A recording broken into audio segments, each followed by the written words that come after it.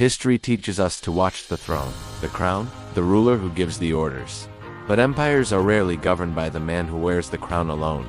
They are shaped by those who control succession, loyalty, and fear, often from the shadows.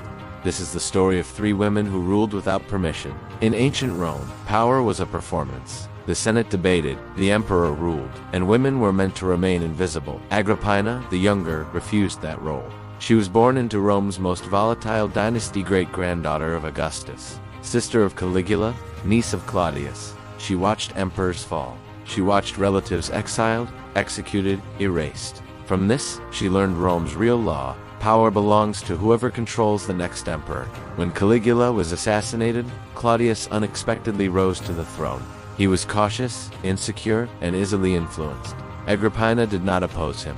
She absorbed him. She married her uncle, forcing the Senate to legalize what tradition forbade. She became Augusta while he still lived, something unprecedented. Her image appeared on imperial coinage beside his, not as decoration, but as authority. She replaced key officials with loyalists.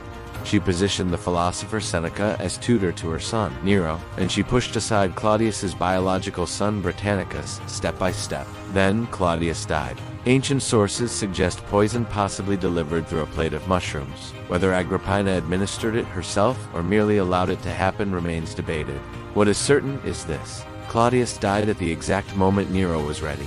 At 16, Nero became emperor, and for the first years of his reign, Rome was ruled by his mother. Early coins place Agrippina's name in the nominative case, the grammatical form reserved for the ruling authority. But power shared is power contested. As Nero matured, he sought independence. Agrippina resisted. She threatened to replace him with Britannicus.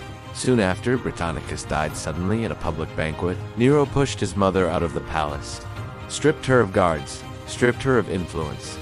Finally, he decided she could not be removed, only erased. After failed attempts disguised as accidents, soldiers were sent to her villa. However, Agrippina did not flee. Ancient accounts record her final words as an acknowledgement of irony. The woman who made an emperor was being destroyed by him. She had ruled Rome without a crown, and Rome repaid her in blood. In some empires, power destroys you for taking it. In others, it teaches you how to survive. In early imperial China, power followed lineage, but survival required ruthlessness. Lu Ji began as a consort. She ended as the most feared authority in the Han dynasty. She endured captivity during civil war. She watched rivals maneuver inside the palace, and she learned that mercy invited replacement. When her husband became emperor, a favored concubine threatened her son's position as heir. After the emperor's death, Lu Ji struck first. Her rival wasn't just eliminated, she was turned into a warning that kept the court obedient for decades. Lu Ji then turned her attention outward. She removed princes who might contest her authority. She executed generals whose loyalty was uncertain. She ruled through regency while her son occupied the throne in name only. The court obeyed her, the bureaucracy feared her. The emperor himself withdrew from governing entirely. For 15 years, China was ruled by a woman history later described as monstrous. After her death, the court destroyed her entire family line in a single purge, attempting to erase her influence forever. They failed. The Han dynasty survived because of her control, and nearly collapsed because of the terror she used to maintain it. Long before Rome or Han China reached their height, power took a different form, not through bloodlines, not through marriage, but through intelligence. Artemisia of Caria ruled a small kingdom within the Persian Empire. She commanded ships, not ceremonies. At the war council before the Battle of Salamis, the Persian king Xerxes' commanders demanded battle. Only Artemisia advised restraint.